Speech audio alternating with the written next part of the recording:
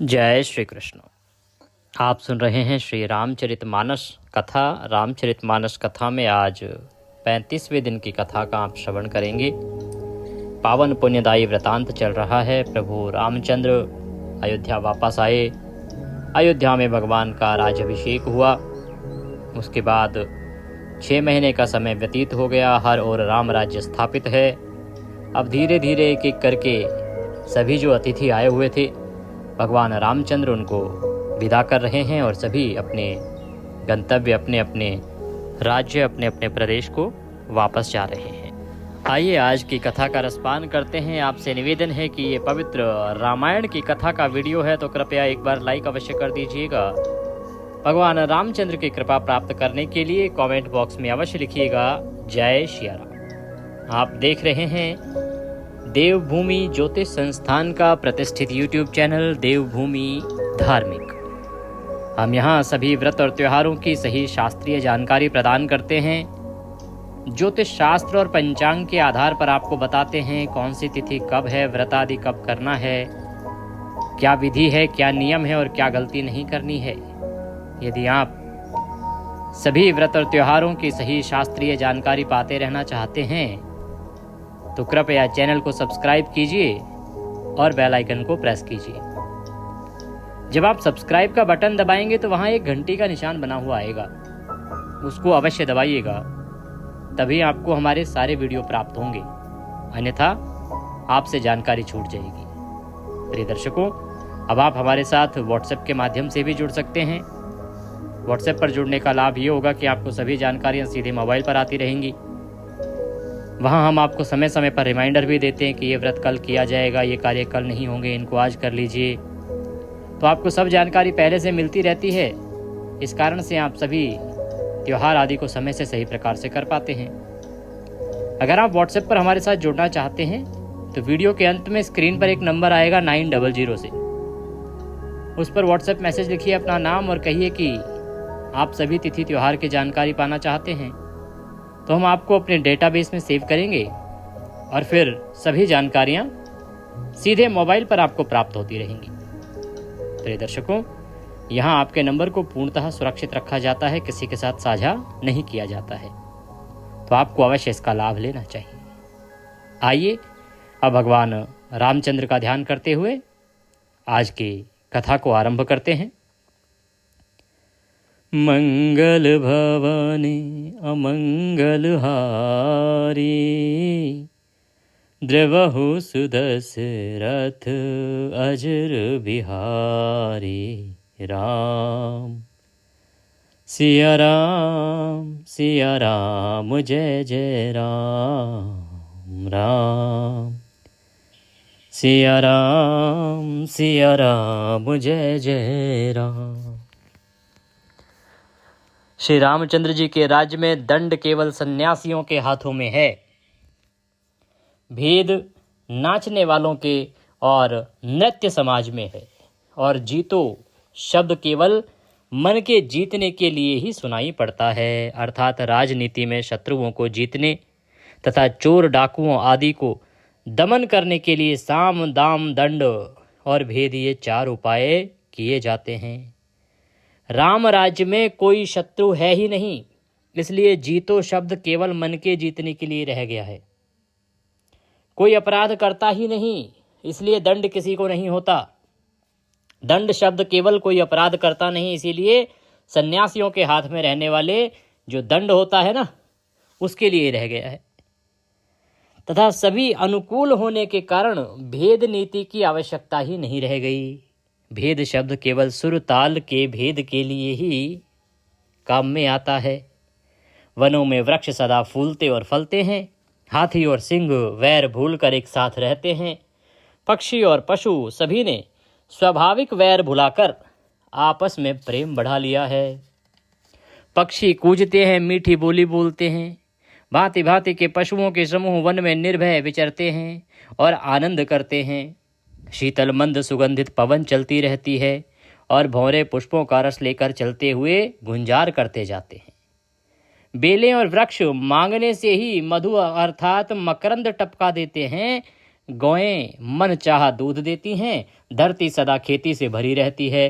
त्रेता में सतयुग की करनी स्थिति हो गई है।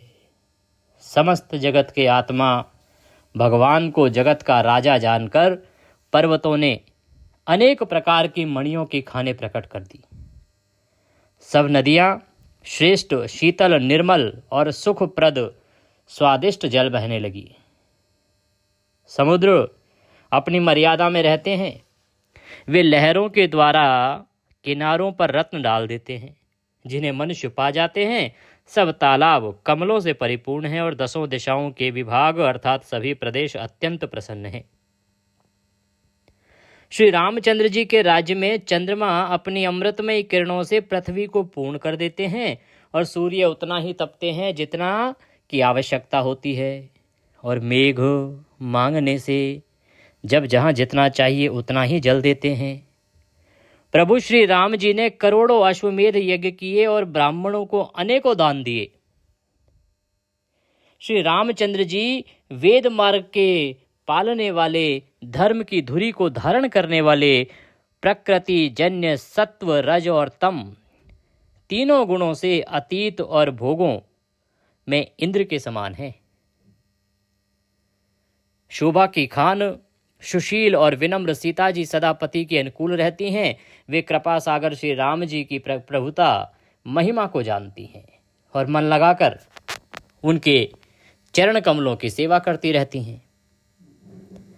यद्यपि घर में बहुत से दास और दासियां हैं और वे सभी सेवा की विधि से कुशल हैं, तथापि स्वामी की सेवा का महत्व जानने वाली श्री सीता जी घर की सब सेवा अपने ही हाथों से करती हैं और श्री रामचंद्र जी की आज्ञा का अनुसरण करती हैं। कृपा सागर श्री रामचंद्र जी जिस प्रकार से सुख मानते हैं, श्री जी वही करती हैं, क्योंकि वे सेवा की विधि को जानने वाली हैं। घर में कौशल्या आदि सभी सासुओं की सीता जी सेवा करती हैं। उन्हें किसी बात का अभिमान और मद नहीं है। शिव जी कहते हैं, उमा जगत जननी रमा ब्रह्मा आदि देवताओं से वंदित और सदा आनंदित हैं। देवता जिनका कृपा कटाक्ष चाहते हैं, परंतु वे उनकी ओर देखती भी नहीं। वे ही लक्ष्मी जी, जानकी जी अपने महामहिम स्वभाव को छोड़कर रामचंद्र जी के चरणान विंदों में प्रीति करती हैं। सब भाई अनुकूल रहकर उनकी सेवा करते हैं। श्री राम जी के चरणों में उनकी अत्यंत अधिक प्रीति है। वे सदा प्रभु का मुखारविंद ही देखते रहते हैं कि कृपालु श्री राम जी कभी हमें सेवा करने को कहें। रामचंद्र जी भी भाइयों पर प्रेम करते हैं और उन्हें नाना प्रकार की नीतियां सिखलाते हैं। नगर के लोग हर्षित रहते हैं और सब प्रकार के देव दुर्लभ भोग भोगते हैं। वे दिन रात ब्रह्मा जी को मनाते रहते हैं और उनसे श्री रघुवीर के चरणों में प्रीति चाहते हैं। सीता जी के लव और कुश ये 2 पुत्र उत्पन्न हुए, जिनका वेद पुराणों ने वर्णन किया है। वे दोनों ही विजयी विख्यात योद्धा, नम्र और गुणों के धाम हैं और अत्यंत सुंदर हैं, मानो श्री हरि के प्रतिबिंब ही हों। 2 पुत्र सभी भाइयों के हुए, जो बड़े ही सुंदर, गुणवान और सुशील थे। सुंदर, गुणवान और सुशील थे। सभी भाइयों के 2 पुत्र हुए। भरत जी के भी हुए, शत्रुघ्न जी के भी हुए, लक्ष्मण जी के भी हुए। ज्ञान गिरा गौतीत अज, माया मन गुण पार, सोई सच्चिदानंद घन, कर नर चरित उदार। जो बौद्धिक ज्ञान, वाणी और इंद्रियों से परे और अजन्मा हैं तथा माया, मन और गुणों के परे हैं, वही सच्चिदानंदन घन भगवान श्रेष्ठ नर लीला करते हैं। प्रातः काल सरयू जी में स्नान करके ब्राह्मणों और सज्जनों के साथ सभा में बैठते हैं। वशिष्ठ जी वेद और पुराणों की कथाएं वर्णन करते हैं और श्री राम जी कथाएं सुनते हैं। यद्यपि वे सब जानते हैं, वे भाइयों को साथ लेकर भोजन करते हैं। उन्हें देखकर सभी माताएं आनंद से भर जाती हैं। भरत जी और शत्रुघ्न जी दोनों भाई हनुमान सहित वन में जाकर वहाँ बैठकर श्री राम जी के गुणों की कथाएं पूछते हैं और हनुमान जी अपनी सुंदर बुद्धि से उन गुणों में गोता लगाकर उनका वर्णन करते हैं। श्री रामचंद्र जी के निर्मल गुणों को सुनकर दोनों भाई अत्यंत सुख पाते हैं और विनय करके बार बार कहलवाते हैं। सबके यहाँ घर घर में पुराणों और अनेक प्रकार के पवित्र रामचरितों की कथा होती रहती है। पुरुष और स्त्री सभी रामचंद्र जी का गुणगान करते हैं और इस आनंद में दिन रात का बीतना भी नहीं जाने पाते। अर्थात कब दिन बीत जाता है, कब रात बीत जाती है, पता ही नहीं चलता। जहाँ भगवान रामचंद्र जी स्वयं राजा होकर विराजमान हैं, उस अवधपुरी के निवासियों के सुख संपत्ति के समुदाय का वर्णन हजारों शेष जी भी नहीं कर सकते। नारद आदि और सनक आदि मुनीश्वर सब कौशल राज श्री राम जी के दर्शन के लिए प्रतिदिन अयोध्या आते हैं और उस दिव्य नगर को देखकर वैराग्य भूल जाते हैं। दिव्य स्वर्ण और रत्नों से बनी हुई अटारियां हैं, उनमें मणि रत्नों की अनेक रंगों की सुंदर ढली हुई फर्शें हैं। नगर के चारों ओर अत्यंत सुंदर परकोटा बना है, जिस पर सुंदर रंग बिरंगे कंगूर बने हैं, मानो नवग्रहों ने बड़ी भारी सेना बनाकर अमरावती को आकर घेर लिया हो। पृथ्वी सड़कों पर अनेकों रंगों के दिव्य कांचों रत्नों की गच बनाई गई हैं, ढाली बनाई गई हैं, जिन्हें देखकर श्रेष्ठ मुनियों के भी मन नाच उठते हैं। उज्जवल महल ऊपर आकाश को चूम रहे हैं। महलों पर के कलश अपने दिव्य प्रकाश से मानो सूर्य चंद्रमा के प्रकाश की भी निंदा करते हैं। महलों में बहुत सी मणियों से रचे हुए झरोखे सुशोभित हैं और घर घर में मणियों के दीपक शोभा पा रहे हैं। घरों में मणियों के दीपक शोभा दे रहे हैं। मूंगों की बनी हुई देहलियां चमक रही हैं। मणियों के खंबे, मरकत मणियों से जड़ी हुई सोने की दीवारें ऐसी सुंदर हैं मानो ब्रह्मा ने खास तौर से बनाई हों। महल सुंदर, मनोहर और विशाल हैं। उनमें सुंदर स्फटिक के आंगन बने हैं। प्रत्येक द्वार पर बहुत से खरादे हुए हीरों से जड़े हुए सोने के किवाड़ हैं। घर घर में सुंदर चित्रशालाएं हैं, जिनमें श्री राम जी के चरित्र बड़ी सुंदरता के साथ संवार कर अंकित किए हुए हैं। जिन्हें मुनि देखते हैं तो वे उनके भी चित्त को चुरा लेते हैं। सभी लोगों ने भिन्न भिन्न प्रकार की पुष्पों की वाटिकाएं यत्न करके लगा रखी हैं, जिनमें बहुत जातियों की सुंदर और ललित लताएं सदा वसंत की तरह फूलती रहती हैं। भौरे मनोहर स्वर से गुंजार करते हैं। सदा तीनों प्रकार की सुंदर वायु बहती रहती है। बालकों ने बहुत से पक्षी पाल रखे हैं जो मधुर बोली बोलते हैं और उड़ने में सुंदर लगते हैं। मोर, हंस, सारस और कबूतर घरों के ऊपर बड़ी ही शोभा पाते हैं। वे पक्षी मणियों की दीवारों में और छत में जहां तहां अपनी परछाई देखकर वहां दूसरे पक्षी समझकर बहुत प्रकार से मधुर बोली बोलते और नृत्य करते हैं। बालक तोता मैना को पढ़ाते हैं कि कहो राम रघुपति जनपालक। राजद्वार सब प्रकार से सुंदर हैं। गलियां, चौराहे और बाजार सभी सुंदर हैं। सुंदर बाजार हैं जो वर्णन करते नहीं बनता। वहाँ वस्तुएं बिना ही मूल्य मिलती हैं। जहाँ स्वयं लक्ष्मीपति राजा हों, वहाँ की संपत्ति का वर्णन कैसे किया जाए। बजाज कपड़े का व्यापार करने वाला, सराफ अर्थात रुपए पैसे का लेन देन करने वाले आदि वणिक व्यापारी बैठे हुए ऐसे जान पड़ते हैं मानो अनेक कुबेर हों। स्त्री, पुरुष, बच्चे और बूढ़े जो भी हैं सभी सुखी, सदाचारी और सुंदर हैं। नगर के उत्तर दिशा में सरयू जी बह रही हैं, जिनका जल निर्मल और गहरा है। मनोहर घाट बंधे हुए हैं। किनारे पर जरा भी कीचड़ नहीं है। अलग कुछ दूरी पर वह सुंदर घाट है जहाँ घोड़ों और हाथियों के ठट्टे के ठट्ट जल पिया करते हैं। पानी भरने के लिए बहुत से घाट हैं जो बड़े बड़े मनोहर हैं। वहाँ पुरुष स्नान नहीं करते। राजघाट सब प्रकार से सुंदर और श्रेष्ठ है, जहाँ चारों वर्णों के पुरुष स्नान करते हैं। सरयू जी के किनारे किनारे देवताओं के मंदिर हैं, जिनके चारों ओर सुंदर उपवन बगीचे हैं। नदी के किनारे कहीं कहीं विरक्त और ज्ञानपरायण मुनि और सन्यासी निवास करते हैं। सरयू जी के किनारे किनारे सुंदर तुलसी जी के झुंड बहुत से पेड़ मुनियों ने लगा रखे हैं। नगर की तो शोभा कुछ कही ही नहीं जाती। नगर के बाहर भी परम सुंदरता है। श्री अयोध्यापुरी के दर्शन करते ही संपूर्ण पाप भाग जाते हैं।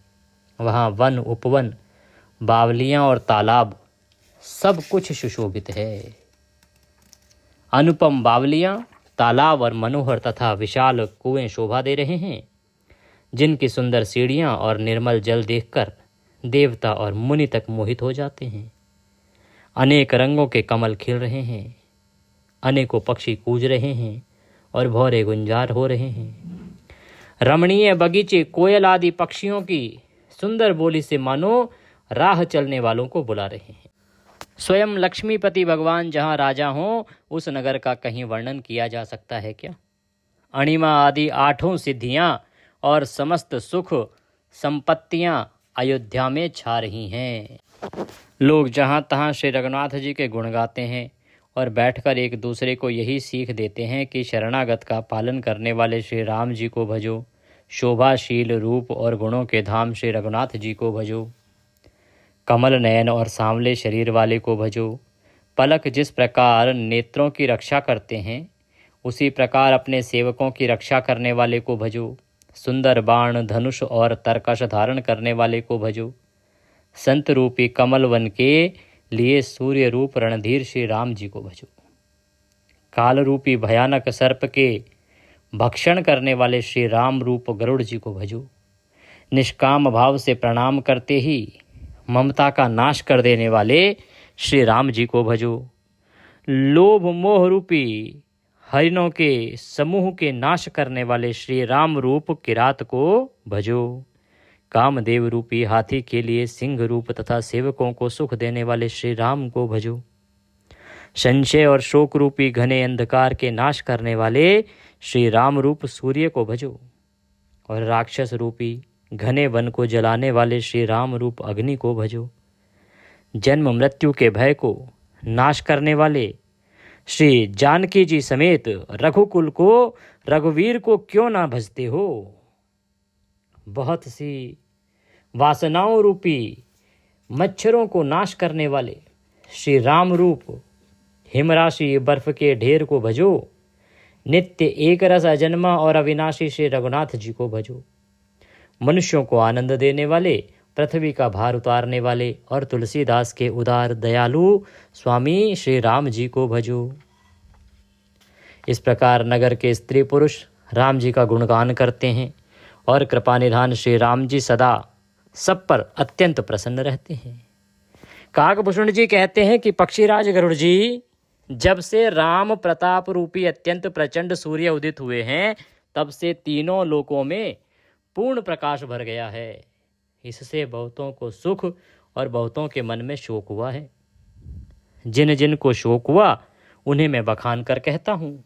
सर्वत्र प्रकाश छा जाने से पहले तो अविद्या रूपी रात्रि नष्ट हो गई। पाप रूपी उल्लू जहाँ तहाँ छिपके रह गए और काम क्रोध रूपी कुमुद मुंद गए। भांति भांति के बंधन कारक कर्म गुण काल और स्वभाव ये चकोर हैं, जो राम प्रताप रूपी सूर्य के प्रकाश में कभी सुख नहीं पाते। मत्सर मान मोह और मद रूपी जो चोर हैं, उनका हुनर भी किसी और नहीं चल पाता। धर्म रूपी तालाब में ज्ञान विज्ञान ये अनेकों प्रकार के कमल खिल उठे। सुख संतोष वैराग्य और विवेक ये अनेकों चकवे शोक रहित हो गए। श्री राम प्रताप रूपी सूर्य जिसके हृदय में जब प्रकाश करता है, तब जिनका वर्णन पीछे से किया गया है वे धर्म ज्ञान विज्ञान सुख संतोष वैराग्य विवेक बढ़ जाते हैं, और जिनका वर्णन पहले किया गया है वे अविद्या पाप काम क्रोध कर्म काल गुण स्वभाव आदि नाश को प्राप्त होते हैं। एक बार भाइयों सहित श्री रामचंद्र जी परम प्रिय हनुमान जी को साथ लेकर सुंदर उपवन देखने गए। वहां के सब वृक्ष फूले हुए और नए पत्तों से युक्त थे। सुअवसर जानकर सनकादि मुनि आए, जो तेज के पुंज, सुंदर गुण और शील से युक्त तथा सदा ब्रह्मानंद में लवलीन रहते हैं। देखने में तो बालक लगते हैं, परंतु हैं बहुत समय के, मानो चारों वेद ही बालक रूप धारण किए हों।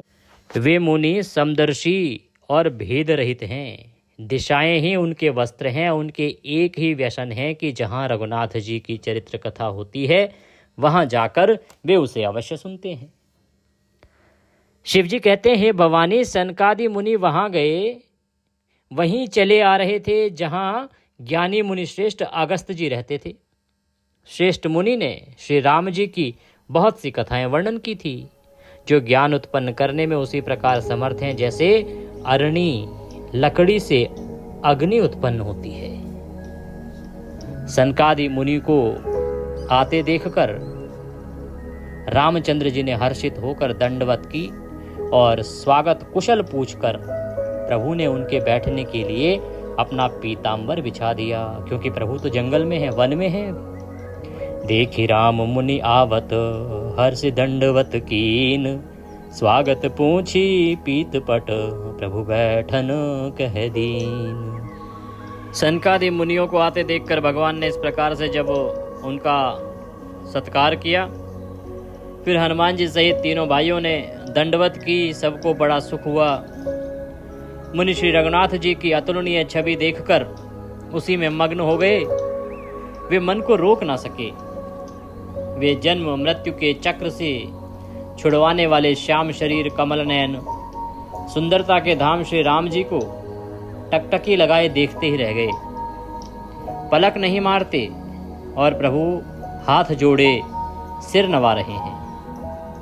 उनकी प्रेम विहल दशा देखकर उन्हीं की भांति श्री रघुनाथ जी के नेत्रों से भी प्रेमाशुओं का जल बहने लगा और शरीर पुलकित हो गया। तदंतर प्रभु ने हाथ पकड़कर श्रेष्ठ मुनियों को बैठाया और परम मनोहर वचन कहे, हे मुनीश्वरों, सुनिए, आज मैं धन्य हूँ। आपके दर्शनों से ही सारे पाप नष्ट हो जाते हैं। बड़े ही भाग्य से सत्संग की प्राप्ति होती है, जिससे बिना ही परिश्रम जन्म मृत्यु का चक्र नष्ट हो जाता है। संत का संग मोक्ष भव बंधन से छूटने का और कामी का संग जन्म मृत्यु के बंधन में पड़ने का मार्ग है।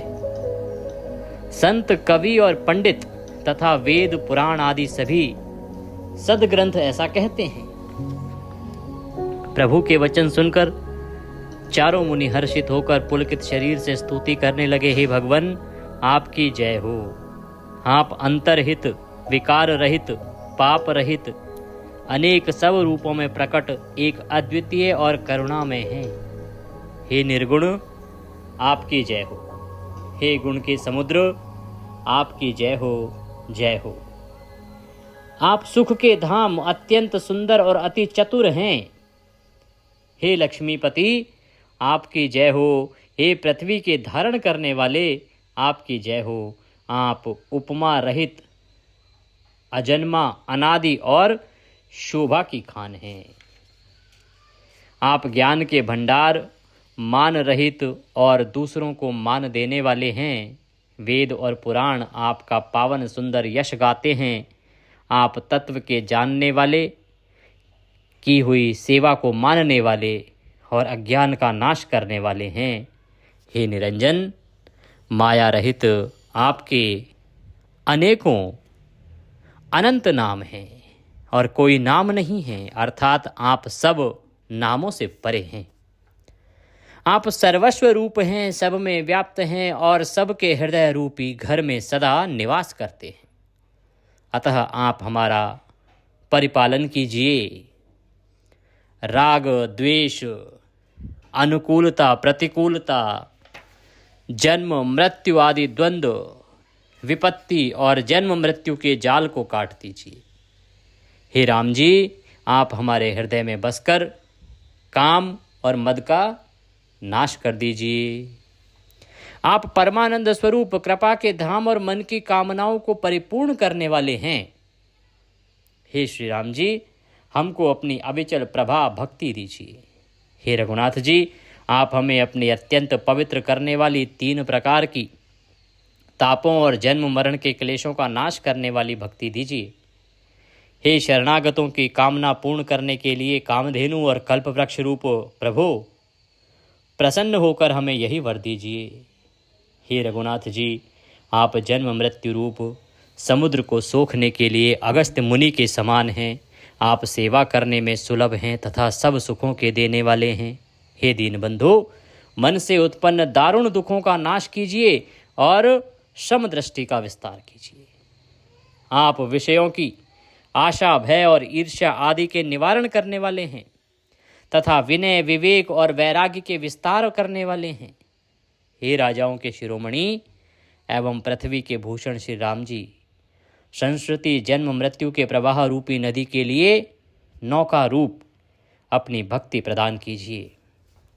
हे मुनियों के मन रूपी मान सरोवर में निरंतर निवास करने वाले हंस, आपके चरण कमल ब्रह्मा जी और शिव जी के द्वारा वंदित हैं। आप रघुकुल के केतु, वेद मर्यादा के रक्षक और काल कर्म स्वभाव तथा गुण के भक्षक नाशक हैं। आप तरन तारन, स्वयं तरे और दूसरों को तारने वाले हैं तथा सब दोषों को हरने वाले हैं। तीनों लोकों के भूषण आप ही तुलसीदास के स्वामी हैं। बार बार स्तुति करी प्रेम सहित सिरुनाई, ब्रह्म भवन सनकादिगे अति अभीष्ट बर पाई। प्रेम सहित बार बार स्तुति करके और सिर नवाकर तथा अपना अत्यंत मनचाहा वर पाकर सनकादि मुनि ब्रह्मलोक को चले गए। सनकादि मुनि ब्रह्मलोक को चले गए। तब भाइयों ने श्री राम जी के चरणों में सिर नवाया। सभी भाई प्रभु से पूछने में सकुचाते हैं, इसीलिए सब हनुमान जी की ओर देख रहे हैं। वे प्रभु के श्रीमुख की वाणी सुनना चाहते हैं, जिसे सुनकर सारे भ्रमों का नाश हो जाता है। अंतर्यामी प्रभु सब जान गए और पूछने लगे, कहो हनुमान, क्या बात है? तब हनुमान जी हाथ जोड़कर बोले, हे दीन दयालु भगवान, सुनिए। हे नाथ, भरत जी कुछ पूछना चाहते हैं, पर प्रश्न करते समय उनके मन में कुछ संकोच हो रहा है, सकुचा रहे हैं। भगवान ने कहा, हनुमान, तुम तो मेरा स्वभाव जानते ही हो। भरत के और मेरे बीच में कभी भी कोई अंतर है ही नहीं। तो प्रभु के वचन सुनकर भरत जी ने उनके चरण पकड़ लिए और कहा, हे नाथ, शरणागत के दुखों को हरने वाले सुनिए। हे नाथ, ना तो मुझे कुछ संदेह है और ना स्वप्न में भी शोक और मोह है। हे कृपा और आनंद के समूह, यह केवल आपकी ही कृपा का फल है। तथापि हे कृपा निधान, मैं आपसे एक दृष्टता करता हूँ। मैं सेवक हूँ और आप सेवकों को सुख देने वाले हैं। इससे मेरी दृष्टता और क्षमा की जाए और मेरे प्रश्न का उत्तर देकर मुझे सुखी किया जाए।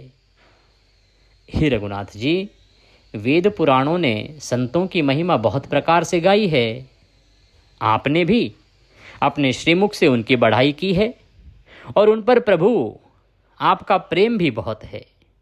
हे भगवान, मैं उनके लक्षण सुनना चाहता हूँ। भगवान, आप कृपा के समुद्र हैं और गुण तथा ज्ञान में अत्यंत निपुण हैं। हे शरणागत का पालन करने वाले, संत और असंत के भेद अलग अलग करके मुझको समझाकर कहिए। तब श्री राम जी ने कहा, हे भाई, संतों के लक्षण गुण असंख्य हैं जो वेद और पुराणों में प्रसिद्ध हैं। संत और असंतों की करनी ऐसी है जैसे कुल्हाड़ी और चंदन का आचरण होता है। हे भाई सुनो, कुल्हाड़ी चंदन को काटती है क्योंकि उसका स्वभाव या काम ही वृक्षों को काटना है, किंतु चंदन अपना गुण देकर उसे काटने वाली कुल्हाड़ी को सुगंध से सुवासित कर देता है। इसी गुण के कारण चंदन देवताओं के सिरों पर चढ़ता है और जगत का प्रिय हो रहा है, और कुल्हाड़ी के मुख को यह दंड मिलता है कि उसको आग में जलाकर फिर घन से पीटते हैं। संत विषयों में लंपट नहीं होते, शील और सद्गुणों की खान होते हैं। उन्हें पराया दुख देखकर दुख और सुख देखकर सुख होता है। वे सब में सर्वत्र सब समय समता रखते हैं। उनके मन कोई उनका शत्रु नहीं है। वे मद से रहित और वैराग्यवान होते हैं तथा लोभ क्रोध हर्ष और भय का त्याग किए हुए रहते हैं। उनका चित्त बड़ा कोमल होता है। वे दीनों पर दया करते हैं तथा मन वचन और कर्म से मेरी निष्कपट भक्ति करते हैं। सबको सम्मान देते हैं पर स्वयं मान रहित होते हैं। हे भरत, वे प्राणी मेरे प्राणों के समान हैं। उनको कोई कामना नहीं होती।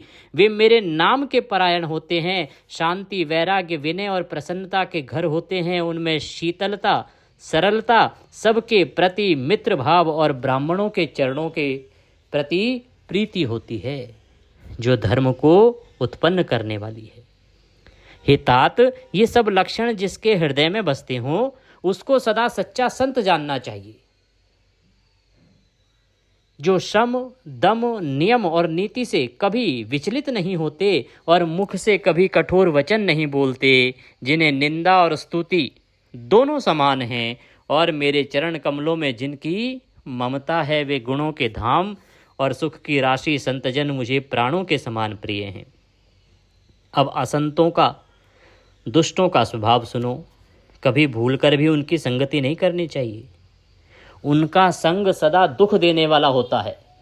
जैसे हर हाई बुरी जाति की गाय कपिला सीधी और दुधारू गाय को अपने संग से नष्ट कर डालती है। दुष्टों के हृदय में बहुत अधिक संताप रहता है। वे पराई संपत्ति सुख देखकर सदा जलते रहते हैं। वे जहाँ कहीं दूसरे की निंदा सुन पाते हैं वहाँ ऐसे हर्षित होते हैं मानो रास्ते में पड़ी निधि खजाना पाली हो। वे काम क्रोध मद और लोभ के परायण तथा निर्दयी कपटी कुटिल और पापों के घर होते हैं। वे बिना ही कारण सब किसी से वैर किया करते हैं। जो भलाई करता है उसके साथ वे बुराई करते हैं। उनका झूठा ही लेना और झूठा ही देना होता है, झूठा ही भोजन होता है और झूठा ही चबेना होता है। अर्थात वे लेने देने के व्यवहार में झूठ का आश्रय लेकर दूसरों का हक मार लेते हैं तथा झूठी डींग हाँका करते हैं कि हमने लाखों रुपए ले लिए, करोड़ों का दान कर दिया। इसी प्रकार खाते हैं चने की रोटी और कहते हैं कि आज खूब माल खाकर आए हैं, अथवा चबेना चबा कर रह जाते हैं और कहते हैं कि हमें बढ़िया भोजन से वैराग्य है इत्यादि। मतलब यह है कि वे सभी बातों में झूठ ही बोला करते हैं। जैसे मोर बहुत मीठा बोलता है परंतु उसका हृदय ऐसा कठोर होता है कि वह महान विषैले सांपों को भी खा जाता है, वैसे ही वे भी ऊपर से मीठे वचन बोलते हैं परंतु हृदय के बड़े ही निर्दयी होते हैं। कौन? जो असंत होते हैं। परद्रोही परदार रत पर धन पर अपवाद, ते नर पावर पाप में देह धरे मनुजाद। वे दूसरों से द्रोह करते हैं और पराई स्त्री पराये धन तथा पराई निंदा में आसक्त रहते हैं। वे पामर पाप में मनुष्य नर शरीर धारण किए हुए राक्षस ही हैं। लोभ ही उनका ओढ़ना और लोभ ही उनका बिछोना होता है। वे पशुओं के समान आहार और मैथुन के ही परायण होते हैं। उन्हें यमपुर का भय नहीं लगता।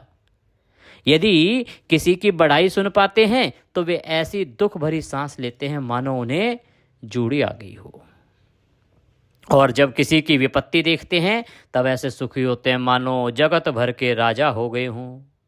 वे स्वार्थ परायण परिवार वालों के विरोधी काम और लोभ के कारण लंपट और अत्यंत क्रोधी होते हैं। वे माता पिता गुरु और ब्राह्मण किसी को नहीं मानते। आप तो नष्ट हुए ही रहते हैं, साथ ही अपने संग से दूसरों को भी नष्ट करते हैं। मोहवश दूसरों से द्रोह करते हैं। उन्हें न संतों का संग अच्छा लगता है न भगवान की कथा ही सुहाती है।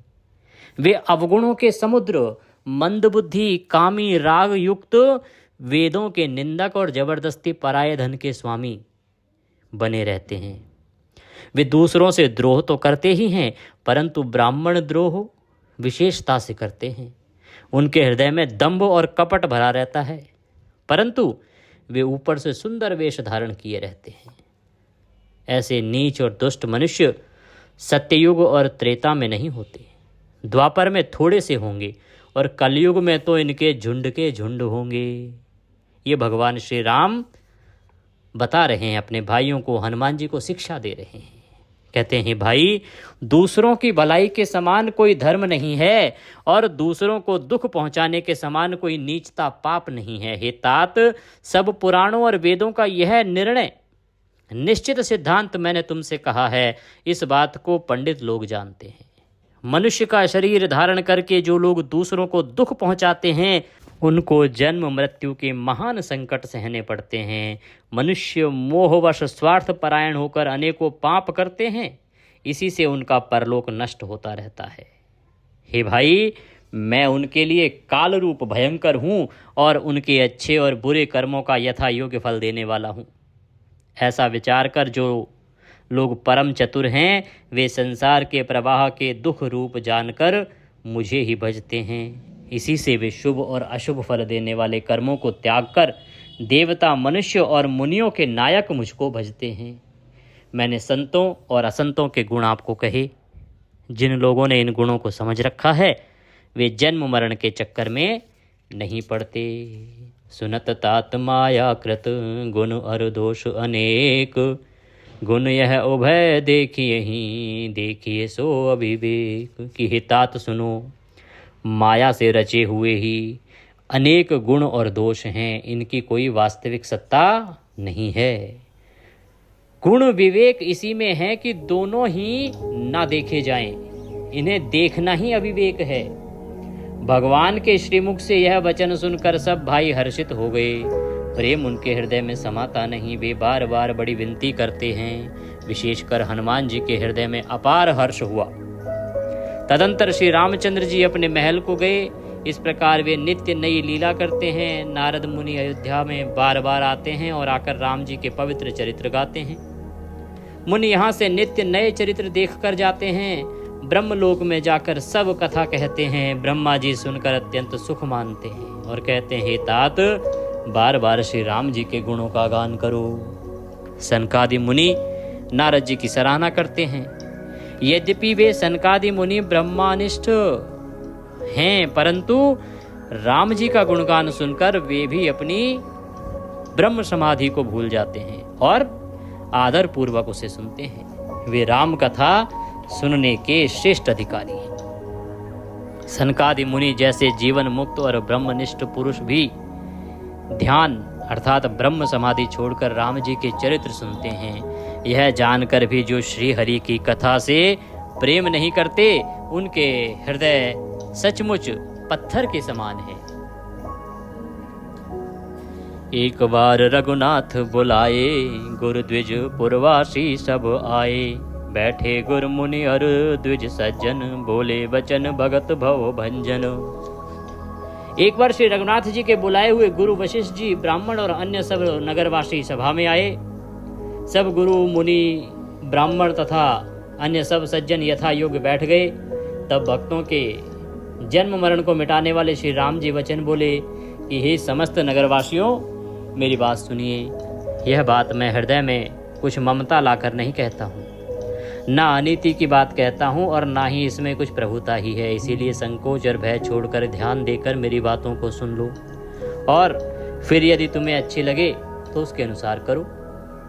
वही मेरा सेवक है, वही मेरी प्रियतम है जो मेरी आज्ञा माने। हे भाई, यदि मैं कुछ अनीति की बात कहूँ तो भय बुलाकर बेखटके मुझे रोक देना। बड़े भाग्य से यह मनुष्य शरीर मिला है। सब ग्रंथों ने यही कहा है कि यह शरीर देवताओं को भी दुर्लभ है। बड़े भाग मानुष तन पावा, सुर दुर्लभ सब ग्रंथ निगावा।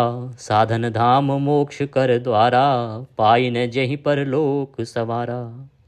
यह साधन का धाम और मोक्ष का दरवाजा है। इसे पाकर भी जिसने परलोक ना बना लिया, वह परलोक में दुख पाता है, सिर पीट पीट कर पछताता है तथा अपना दोष ना समझकर काल पर, कर्म पर और ईश्वर पर मिथ्या दोष लगाता है। तो भगवान रामचंद्र ने सभा बुलाई, अपने नगरवासियों को बुलाया, सबको बुलाया और समझाया कि ये जो मनुष्य का जीवन हमें मिला है ये सबसे श्रेष्ठ जीवन है।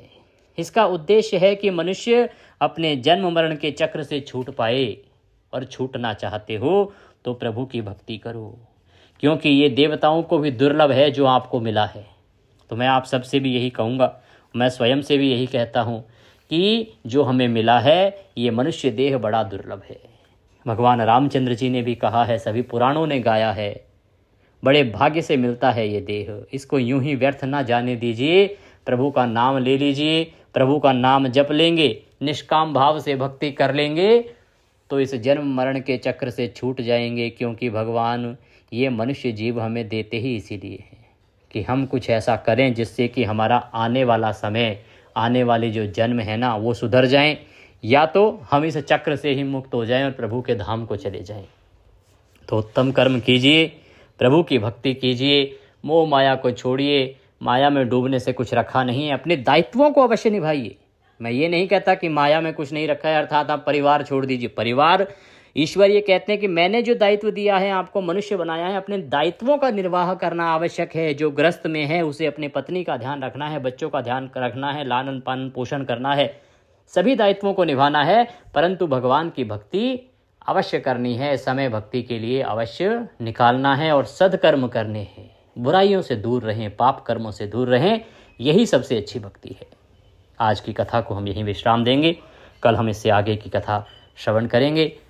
आज मैं बताऊं आपको कि एकादशी का दिन है और कल पारण करना है, कल बड़ा दिन है, कल संक्रांति भी है, विषु संक्रांति है, इसका पुण्यफल बहुत है। तो कल जितना हो सके 14 तारीख को खूब दान कीजिए, अन्नदान, धनदान, जलदान, जितनी सेवा कर सके ब्राह्मणों की सेवा कीजिए, क्योंकि 1 लाख गुना पुण्यफल उसका कहा गया है और अक्षय पुण्यफल कहा गया है। कल पितृतर्पण अवश्य कीजिएगा गीता के 7वें अध्याय को सुन के, और चैनल पर वीडियो उपलब्ध है आपके लिए। अगर आप व्हाट्सएप पर जुड़े हैं तो आपको भेज दिया जाएगा। भगवान रामचंद्र सब पर कृपा करें। जय श्री राम।